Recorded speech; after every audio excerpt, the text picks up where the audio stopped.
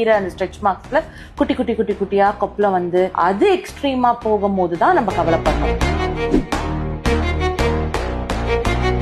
அந்த இச்சிங் நம்மளோட internal problems எதுவுமே வந்துட்டு காம்ப்ளிகேட் பண்ணல அப்படிங்கறத அவங்களோட ஒஜிஷியன் கிட்ட கேட்டுட்டு கன்ஃபார்ம் பண்ணிட்டு அவங்களோட ஹெல்ப்போட வந்துட்டு அவங்க பிரெக்னன்சி ஜேர்னியை கண்டினியூ பண்ணலாம். சூப்பர்.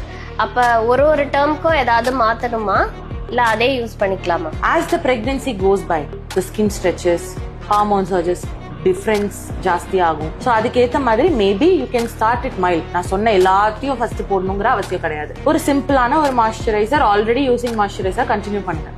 இச்சிங் ஆகுது இல்லாட்டி ஸ்கின் ரொம்ப ஜாஸ்தியா ஸ்ட்ரெச் ஆகுது, அதுக்கேற்ற மாதிரி யூ கேன் ஸ்டெப் அப்.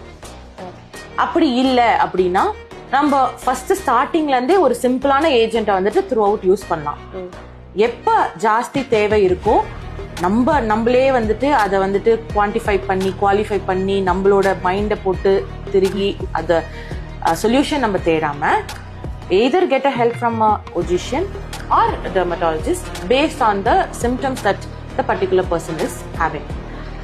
அவ்வளவுதான்.